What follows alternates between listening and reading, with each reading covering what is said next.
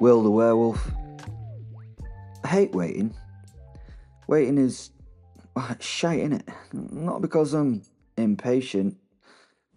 I am impatient, but this was a different sort of waiting. This waiting sort of implied someone else was in control of the outcome of that waiting.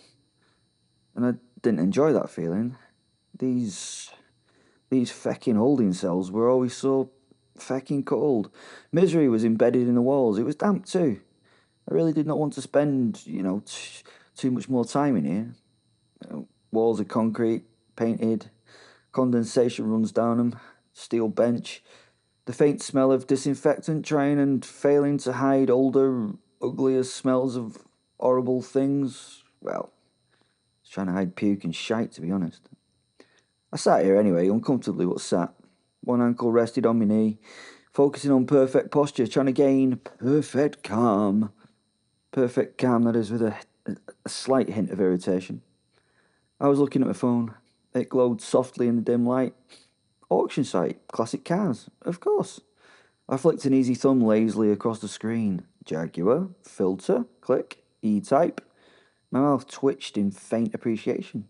Oh, wow, Series 1, I murmur. Good choice. 2 fucking seater, said my wolf soul Fenrir, who lay stretched across the floor beside me. He's like all invisible, and massive. A presence more than a shape. I could feel the slow, content rhythm of the wolf's breathing inside my skull.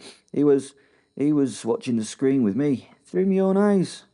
You don't need another stupid bloody car, Fen said. Well, I don't really need muckstings, I replied, silently, but in my head, 'cause that's how he listens. You kind of get it by now, I hope. That's never bloody stopped you, he says, with a little hint of anger. I nodded as I removed a stick of chewing gum from my pocket, unwrapped it carefully and placed it in my mouth. I screwed up the foil and paper, threw it on the bench, thought about it, picked it up and put it in my pocket. I wasn't supposed to be here after all.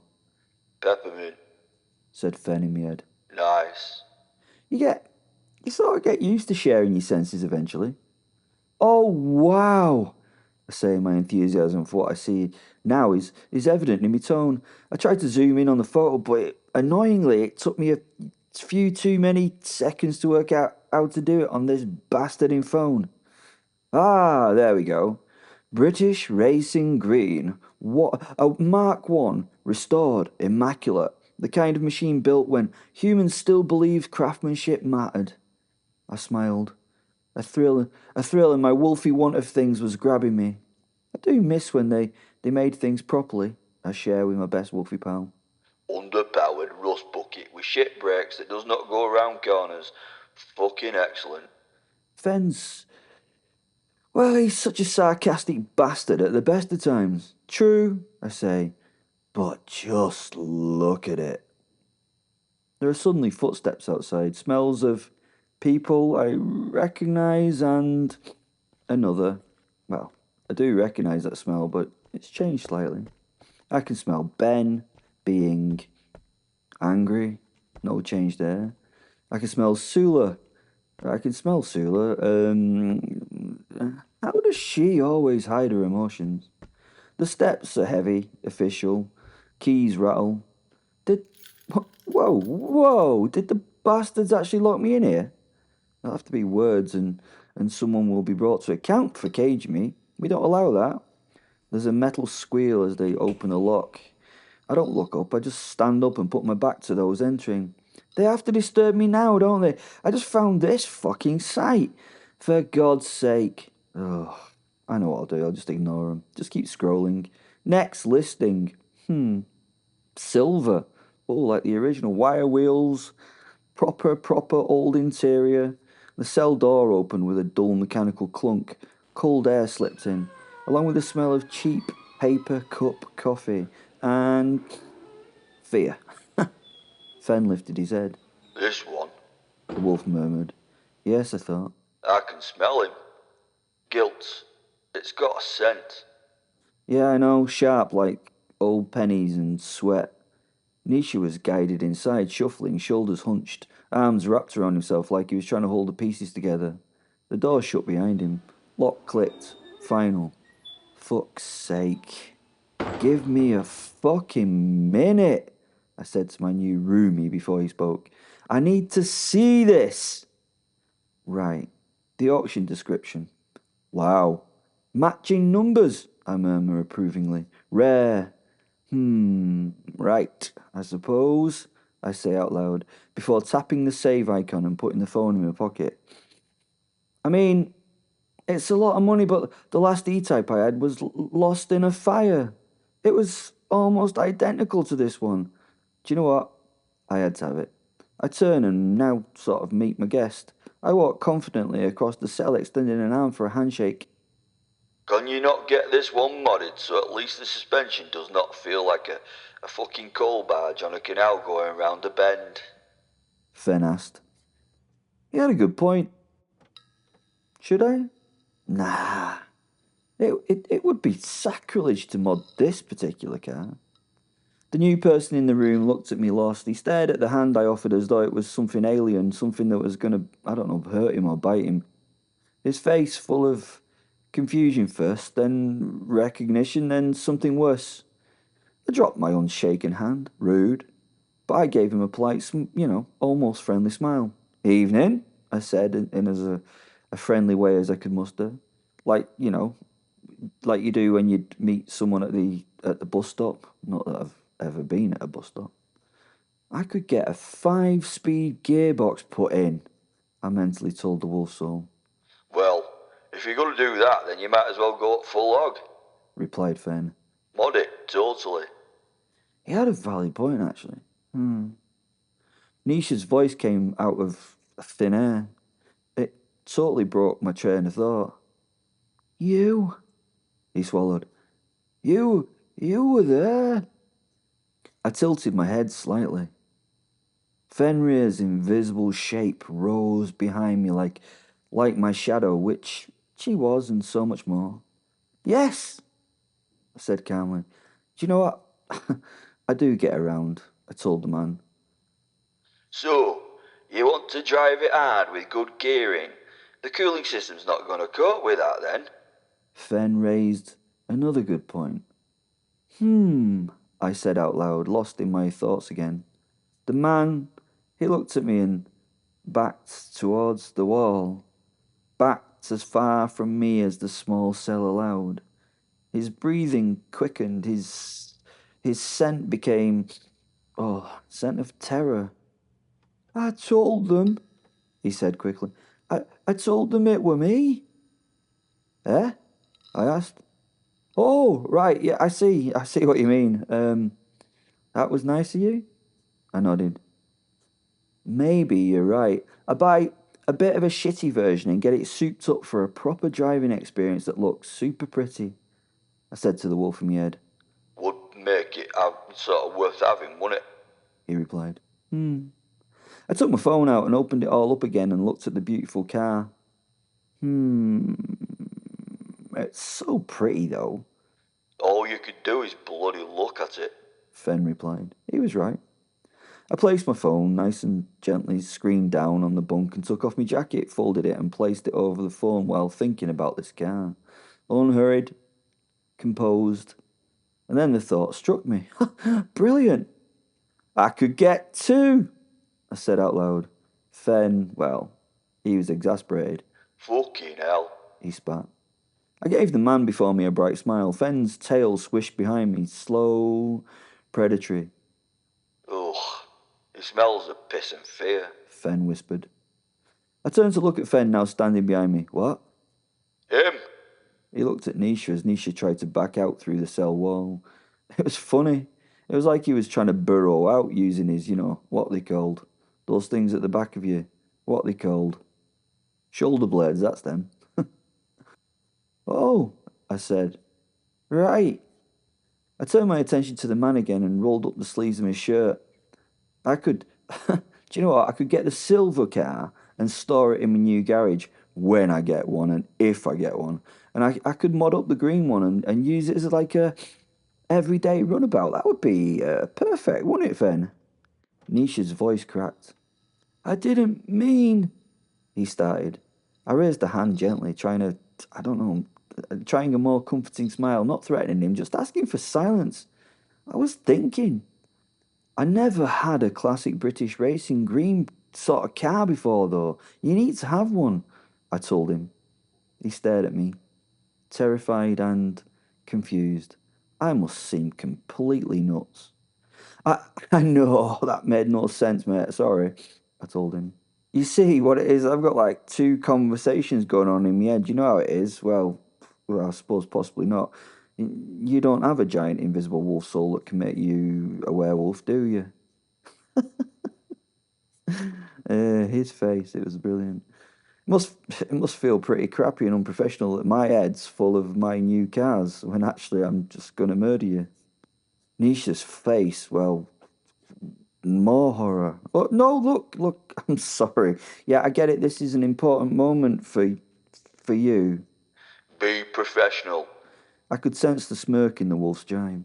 Ahem. I cleared my head of cars. Ish. Right, I'm ready. It's pretty rude. Came to my head from the wolf. Then Fen laughed. Can we not get a red one? He continued. Eh? This knocked me sideways. Completely derailed me. That's fucking Ferraris! I snapped angrily. Fen laughed. He'd done his work. He'd distracted me again. Oh, fuck. Sorry. I apologised again to Nicha and lifted both hands in some kind of apology. Sorry. Back to the task in hand, I continued. The man was actually visibly shaking and holding himself hard now. He looked like a lost child or something. He hadn't done anything like yell for help or out, so I sort of sensed his resignation. The fluorescent light above my head still buzzed. Somewhere down the corridor, a door slammed. Distant voices, normal sort of police station sounds, I think. Ordinary. Inside the cell, the air felt thick, heavy, like a storm sort of waiting for permission.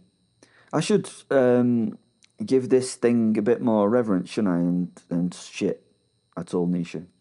Okay, let's just make it seem something important, said Fen.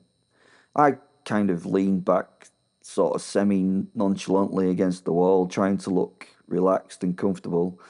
Like a man waiting for like a delayed train or something.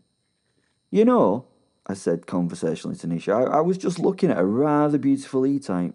1964, yeah, perfect lines. Do you know, humans used to build things to last. Nicha stared at me. He was trembling, not understanding how this conversation could possibly, be happening. Fenrir's voice slid through my mind like a low growl. I don't mean to be a bother, but shall we get on with it? He asked. I watched Nicha for a long, quiet moment. It was the first real time I'd looked at the man. Actually sort of noticed him. I studied him, measured him, decided on my judgment, and then I sighed softly, almost disappointed. Okay. I smiled at Nicha as I reached out and gently grabbed him by the throat, extra carefully. I had to, I'd been told to limit the bruises, apparently. It had to look like an accident. No time to play. No time to have any fucking fun in my job. We don't want it to look like a murder, I heard the professor in my head say, except with a better accent. It was murder, though. I lifted the body bodily off its feet and took it through a simple arc, slamming its head on the edge of the steel bench. Bonk! It actually bonked on the side of the bench. Nice! I laughed at the sound. Well, that was it. He was dead. It was all done. And then the man fucking screamed. Shit! Not dead. Laughter from the wolf. Fuck off, Fen, I countered. I'd not quite killed him the first time, so I re-grabbed the man's neck to quell the scream. Nicha shook and shuddered in my grasp, dull doe eyes staring at me in horror.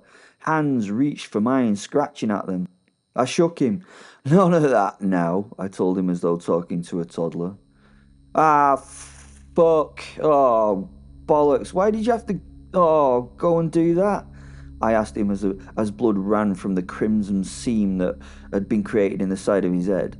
This time, I lifted him just a little bit higher and considered this for a moment. Then, thinking of the damage already done, I just lowered him a little. That's probably how it'd work. He probably would not need as much of a bonk this time. I banged it a little harder, managing a good connection with the edge of the seat beddy type thing. There was a crunch and a gurgle. Done! But no! The bastard was still breathing. Fen started laughing. Come on! I yelled at the bloody mess now in my hand. This one's like your fucking bullshit E-type. It's fucking built to last. I paused to make eye contact with my invisible soul. Yeah, I know that sounds stupid. Funny. But you know what? Fuck off, Fen, I said. I nodded at him. Try a little higher this time. But remember, it has to not look like a murder. Yes, Judge. He just banged his head 3 times from an unexplainable height and died on the 3rd blow. He laughed. I lifted the man higher. Blood ran onto me fingers and hand. Oh, not this shirt. No, it was new. I swapped hands carefully, trying to keep the wet one away from my clothes. I then put a little bit more sort of oomph into the next slam. The head cracked and sagged like a pop balloon. I don't know, a pop balloon or a partially boiled egg or a head being smashed onto a steel bench. No mess, Laughed Fen. He was enjoying this far too much. Dickhead. I now looked at the, soggy thing that had been a head, and I saw bits of skull that must have been, and that bit there, that gooey bit, was brain. I'd seen it before. It was oozy. He had to be dead this time. I listened. Yeah, his heart had stopped. I placed the now corpse on the floor. What? Someone tapped me on my shoulder from behind and offered a towel. I didn't see who they were, and I accepted the towel the way a man accepts change at a counter, automatic, polite, unthinking, didn't really consider or question it. Thank you, I said, already sitting on the bench and rubbing the sticky warmth off my fingers. Blood always cools faster than you think, doesn't it? You know, when you get it on your fingers and stuff, it leaves like a nasty, sort of crusty film. It's horrible. Fenrir howled inside me, not aloud, never allowed. A sharp, panicked flare of warning slammed into my skull. What? I asked him grumpily, continued to trying to rub the bloody red stuff off my hands. Well, turn around slowly. In my head, I mentally said, oh shit, what now? And frowned. I paused mid-wipe. Something around, sort of around about in the air had shifted, its pressure changed, like a storm settling its weight on the room. I glanced sideways, then took a proper shufty. Lucifer stood there, watching me. Oh, shit again, I said out loud this time. She'd clearly been watching for a while. She leaned against the cell door as though it was a decorative feature. Her posture was relaxed, her expression was bright with delight. Her gaze flicked down briefly to the body that was now lying at my feet. Nicha was, he was proper dead. I mean, his skull was, sort of proper shape wrong now. The 3 impacts had, let's just say, damaged it a little too much. It had not been an efficient killing. I'd kind of fucked it up, to be honest. It was what it was, a very messy killing in the way only blunt force trauma ever was to do it, you know. Lucifer clicked her tongue. Oh, Will, she said gently. 3 times? I looked at her. I didn't really know what to say. I cleared my throat and suddenly became very aware that I was naked to the elbows in dried blood. That, I began. That, I tried to continue, then I stopped. Embarrassment's not really an emotion I often experience, but it crept up on me like an unfamiliar illness. I didn't realise I had company, I said to the woman, devil, demon thing bitterly. Fenrir's presence pressed hard against my thoughts. That's her. It's Lucy. I fucking know! I measured him back in my head. We've met, you know. I tried to message him again in my mind, all sort of whispery in a secret way so she couldn't hear. You were there. I heard the Queen of Hell scoff and laugh as she obviously read my mind and heard our thoughts. I turned those thoughts to her. I had assumed, I said carefully, you weren't watching. Lucifer laughed again. This time it was a soft, delighted sound. Is murdering a murderer murder? She said. I knew it was rhetorical. You know murder can be called murder if it's unlawful. But is this? I ignored her and continued cleaning my hands as I listened. I would allow her to talk a bit. It would take her interest away from me and onto other things. I mean, technically, a murder needs to be done with malice aforethought. I sat and listened. For fuck's sake, I murmured. You did kill with some sort of intention, I suppose. It was definitely not in self-defense, was it? So I knew where this was going. So we only really have the last possible argument that this was not a murder. Fen laughed at my discomfort. You know, the argument that murder can only be committed by a person of sound mind. Well? I'm actually not guilty, I said, looking at her. She smiled. Ah, yes. Quite so. She smiled. You've never been of sound mind, have you? Fen again found this amusing. I smiled and continued wiping.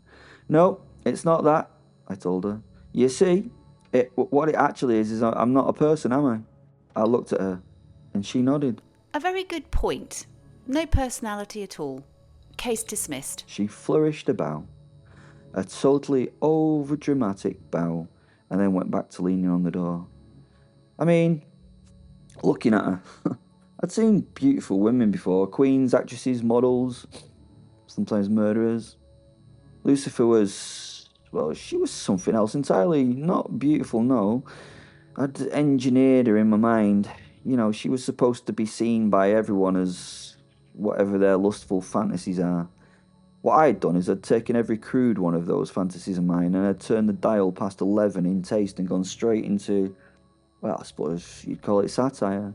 Her waist was impossibly small, an hourglass pulled too tight. Her chest was exaggerated to the point of absurdity. How she could stand up, I've no idea. Her legs seemed twice the length they had any right to be, disappearing into gleaming red leather that clung like fresh paint. The stiletto heels were, well, they were more than that. They were daggers. They were fucking swords.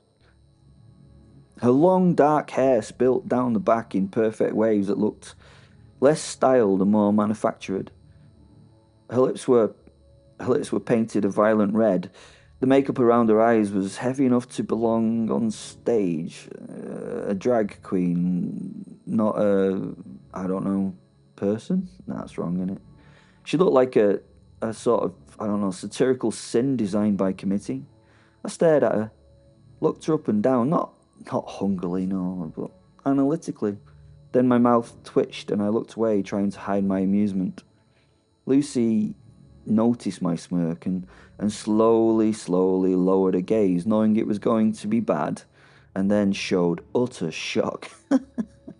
Her eyes narrowed with real anger. You cannot. She said slowly. You can not. Oh, this was this real anger? It might be. Be serious. I let out a laugh. She was proper disgusted with what she saw of herself. Oh, this. She looked at me and waved her hands down her body, presenting it to me. This. Priceless, I interjected with a smile, trying to sound sort of seductive. The look she shot back would have shattered many a soul, killed angels, kerfuddled a pope. I, however, sort of leaned back on the bench, wiping the last of the blood from her knuckles with the towel she'd given me. You look like every bad decision I made in my life, I told her. Fenrir's voice rumbled with amusement inside my skull. Only you, Will, Fen said, deeply entertained. Could make Lucifer herself feel uncomfortable by looking at her. Lucifer folded her arms. Uncomfortable? She repeated, incredulous. I am the template, Will. Humanity copies me. I grinned. Yeah, and they've obviously been doing it wrong for centuries. My eyes travelled up and down her again, not leering, just clinically impressed. I got what you call the template absolutely correct, don't you think? Lucifer stared at me, actually stared, as if reassessing an insect that had just spoken in, I don't know, Latin. This, she said slowly, is your idea of correct? I barked a laugh. Oh, yeah, extremely correct, and tilted my head. To be honest, you're lucky you don't have a fluffy tail and a wolf's head. A pause. A definite pause. Lucy, well, she was lost for words for the first time possibly in 12 centuries. I smirked. You know me, I swing both ways. Oh, no, you know, human, wolf. It's not weird, it's a werewolf thing. Fenrir actually choked on a laugh. It was amazing, he was managing to hold it somehow.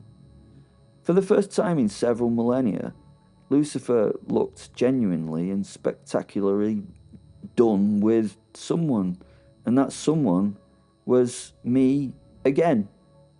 She recovered. Of course she did. She pinched the bridge of her nose. I have commanded plagues. I have broken kings. I've ended civilizations. But my underwear has never been this far up the crack of my arse. She looked hard at me. She looked at me as though this was going to go, well, hard for me. And not in that way either. Then thankfully, mirth showed in those pits of eyes. And this is what I'm dealing with. She looked down at herself in acted disgust. I smiled, now perfectly relaxed, sitting beside a cooling corpse. Welcome to customer service, I said. Customer service with that end of the shift energy. Why do you watch? I asked, changing the subject as quick as I could. It took her a while to look up. She was still contemplating what she was seeing. Watching stuff happen and plans unfold. It's my favourite hobby. She moved in and crouched slightly over Nicha's body, giving me, wow, interesting viewing angles to that. To her body. Yes, I like watching you too, I said with a lecherous tone. She stopped. She physically shook and then turned towards me. Disgust was resplendent on that overly beautiful face. Well, I'm the devil, and that even creeped me out.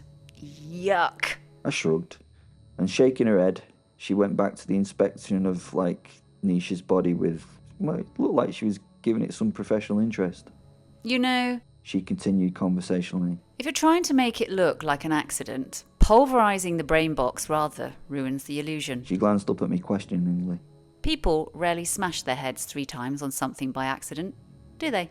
My jaw tightened. I tried, to face it out.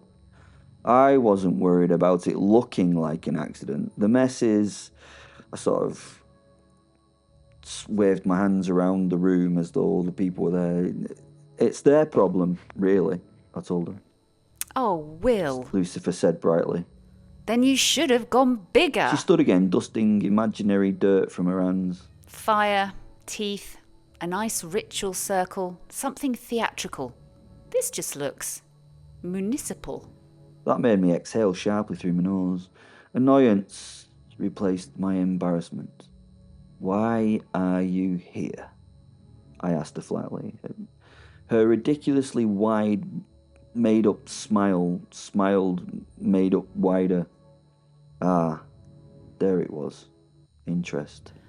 I've come, she said, with an opportunity. Ah, shit. That's never good. On the contrary, she replied. It's marvellous for you, but possibly catastrophic for everyone else. She tilted her head. I want you to fight someone. I blinked.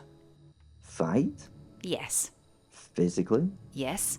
I gestured vaguely at the corpse. I've just finished one. Lucifer waved that away. Oh, that didn't count. Wasn't really a fight in any case, was it? She leaned in, eyes shining deep and red. This one's in hell. higher caliber opponent. She breathed. That confused me. Hell? I thought it was banned from hell. Fen stirred sharply. Astaroth. Fen asked, low and urgent. She simply nodded, delighted. She means Astaroth will. Who's that? I wondered. Fenrir didn't answer immediately, which was never a good thing. A joke. Fen said at last. A general. A throne sitter, old as rock, clever, cruel. Second only to her. A pause. He kills things like us for sport, Will. Just that made me stare hard at Lucifer. I stared slowly, carefully, and with intention. Right, let me get this right. You want me, I said to her, to fight what he's just said? She clasped her hands behind her back coquettishly. Yes, she replied, rocking back and forth like an excited child. She must have been kidding me on. You've lost your bloody mind. Lucifer was... I don't know how she got there. She was just suddenly close and leaning closer. It was far too close. Voice dropping. I've never had one. A mind, that is. She whispered in my ear, then pulled away from me, smiling sweetly. But I have noticed that Astaroth is becoming ambitious. Her eyes hardened just a fraction. I dislike ambition in others. In others, I can't control. I crossed my arms, feeling a little defensive. And what if I say no? Lucifer just gave a simple shrug. Then you go back to your cars, your auctions, your quiet little murders. She faked a deep yawn and then raised that ridiculous smile again. But if you say yes... She stepped even closer. So close her scent became too intense. Burnt sugar, ozone, something ancient and wrong. You get to test yourself against something that doesn't break. I felt Fenrir's grin. A deep, feral approval. I would like to do that, Fen murmured. I studied Lucifer carefully. I could read nothing from her. Wait a minute, you're offering me a what? I asked. Lucifer's eyes gleamed red. I'm offering you something you're lacking. Excitement. Purpose. Not this. This. She said, presenting the empty cell.